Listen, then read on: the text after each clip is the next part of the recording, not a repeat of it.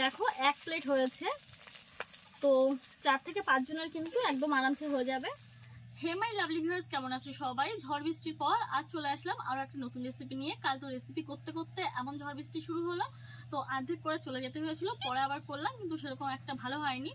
তো সময় না করলে ঠিকঠাক করে তো হয়ই না, তো তবুও আমি রেসিপিটা আপলোড করেছি। তো তোমরা কেমন আছো ঝড় বৃষ্টির পর অবশ্যই কমেন্ট করে জানিও। আর আমার তো কাল বৃষ্টিতে ভিজে খুবই ঠান্ডা লেগেছে, প্রচণ্ড গলা ব্যথা, জ্বর, আর তার জন্য বড় সেরকম কোনো রেসিপি করছি না। আর তাই আজ তোমাদেরকে বানিয়ে দেখাবো পোহা। পোহা বানানোর জন্য দেখো এখানে আমি 250 গ্রাম চিড়ে নিয়েছি। তো চিড়েটাকে জলে ভিজিয়ে নিতে হবে। তো তার আগে আমি পোহা বানাবো, শুধু কিন্তু নর্মাল পোহা না, আমি আজ বানাবো এগ পোহা। এগ পোহা বানানোর জন্য আমি 2টো ডিমও এনেছি, আলু পেঁয়াজ সব কিছু নিয়ে এসেছি। তো চলো আলু পেঁয়াজ কাঁচা লঙ্কা প্রথমে কেটে নিচ্ছি। প্রথমে পেঁয়াজ কেটে নিচ্ছি। জ্বরের ওষুধ খেয়ে এসেছি, রান্না করতে প্রচণ্ড ঘামছি।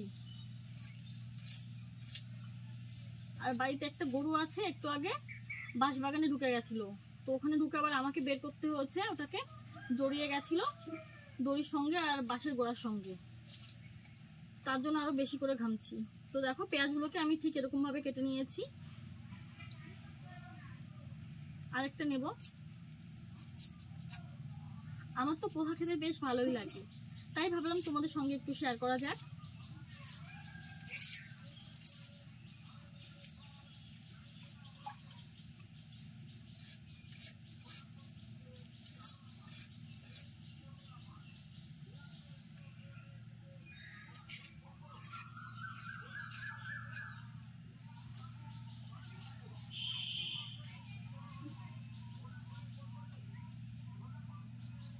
কয়েকটা কাঁচা লঙ্কা নিয়েছি, কাঁচা লঙ্কাগুলোকে মাঝখান থেকে চিড়ে নিতে হবে।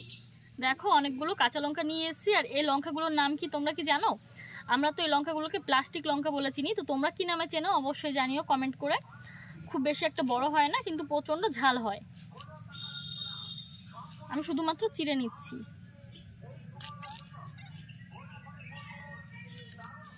কাঁচা লঙ্কাগুলো দেখো চিড়ে নিয়েছি। এবার আলু কেটে নেব ছোট ছোট করে। বাড়িতে আলু একদমই শেষ, এই ছোট ছোট 3টে আলু ছিল, এই 3টে আলুই নিয়ে আসলাম।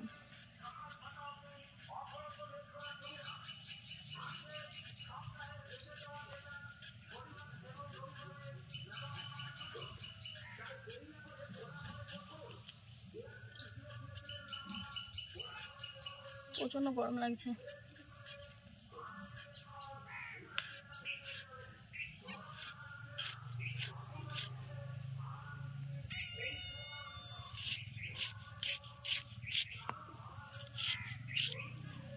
দেখো এরকম ভাবে কেটে নেব। পোহা বানানোর জন্য সব কিছু নিয়ে বসে গেছি উনুন পাড়ে। আলু পেঁয়াজ কাঁচা লঙ্কা কারি পাতা সব কিছু পুরো রেডি। তো চলো এদিকে উনুনটা ধরিয়ে দিয়েছি, রান্নাটা এবার শুরু করা যাক। তো প্রথমে এখানে যে চিড়েগুলো নিয়েছি এগুলো জল দিয়ে ভিজিয়ে সাথে সাথে তুলে নিতে হবে। তো আমি এখানে বড় ছাঁকনিটা পাইনি, আমাদের যেটা ছোট ছাঁকনি আছে ওটাই নিয়ে চলে এসেছি। বড় ছাঁকনিটা কোথাও রয়েছে, কিন্তু কোথায় রেখেছি এখন আর আমার খোঁজার সময় নেই, সন্ধে হয়ে যাচ্ছে। দেখো আমি ঠিক এতটা চিড়ে নিয়েছি।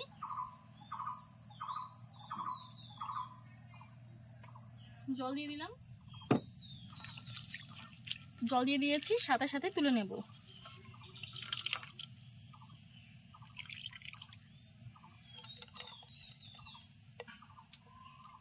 এরকম ভাবে সবটুকু তুলে জল ঝরিয়ে সাথে সাথে তুলে সেঁকে নিয়েছি। তো এখন 2টো ডিম ভেজে নেব। তেল দিয়ে দিচ্ছি, সাদা তেল। কড়াই প্রচন্ড হিট আছে, কারণ অনেকক্ষণ ধরেই জাল জ্বলছে, আমি রেডি করে থাকতে পারছি না। ডিম তো ফাটাচ্ছি, যদি পচা হয় কি যে করবো।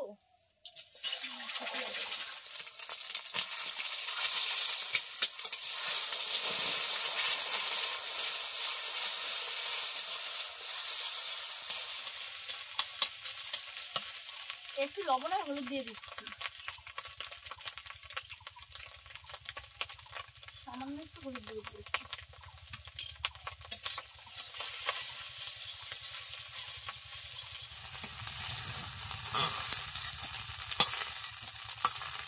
একদম কড়া করে ভেজে নিয়েছি।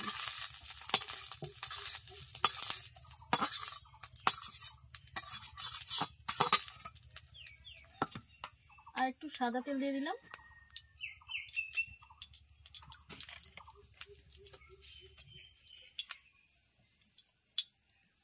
দিয়ে দিলাম সরিষা।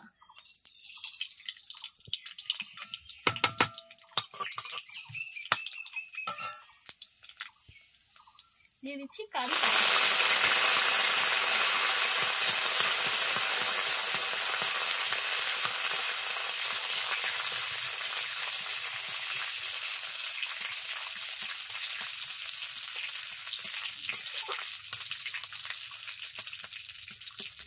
দিয়ে দিচ্ছি পেঁয়াজ।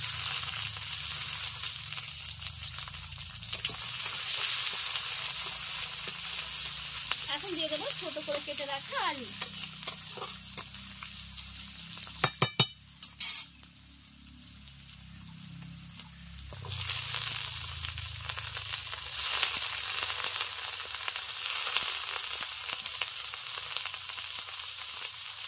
লবণ, হলুদ গুঁড়ো,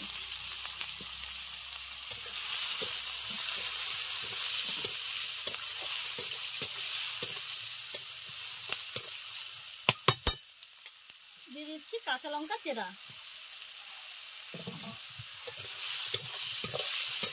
আলুগুলোকে একটু ভাজা ভাজা করে নেব।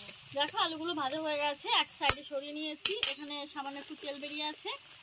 তো এখানে দিয়ে দিচ্ছি এক মুঠ বাদাম। বাদামটা আগে দেওয়া উচিত ছিল, কিন্তু আনতে দেরি করে ফেলেছিল। একবার ভেবেছিলাম যে দেবো না, তো তারপর ভাবলাম না দিয়েই দেই, নাহলে ভালো লাগবে না। দেখো বাদামগুলো ভাজা হয়ে গেছে, সব কিছু একসাথে মিশিয়ে নিলাম। দারুণ দেখতে লাগছে কিন্তু, বলো।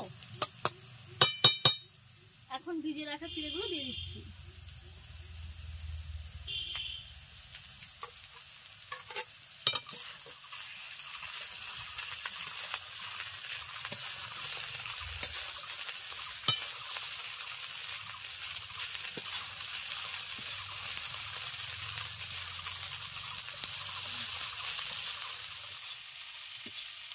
একদম মিডিয়াম আছে, আস্তে আস্তে কিন্তু রেসিপিটা হচ্ছে।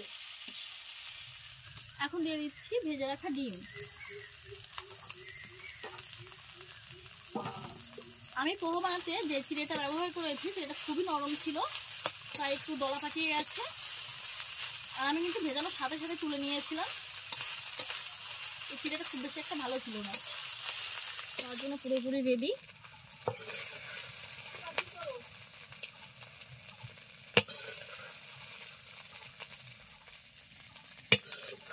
দেখো এক প্লেট হয়েছে, তো 4 থেকে 5 জনের কিন্তু একদম আরামসে হয়ে যাবে।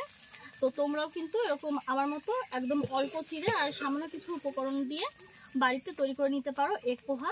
দেখতেও যেরকম অসাধারণ, খেতেও কিন্তু দারুণ টেস্টি। তো রেসিপি কেমন লাগলো অবশ্যই জানিও, আর যদি ভালো লাগে একটা লাইক করতে ভুলো না। আর তার পাশাপাশি ভিডিওটা শেয়ার করে দিও অন্য বন্ধুবান্ধবদের কাছে, যাতে ভিডিওটা সবাই দেখতে পারে। আর তোমরা যদি আমার চ্যানেলে নতুন দর্শক হয়ে থাকো, এখনও আমার চ্যানেলটি সাবস্ক্রাইব না করা হয়ে থাকে, তাহলে প্লিজ চ্যানেলটিকে সাবস্ক্রাইব করে চ্যানেলের পাশে থেকো। আর যদি ফেসবুক থেকে দেখে থাকো তাহলে অবশ্যই ফলো করে পাশে থেকো। Bye bye.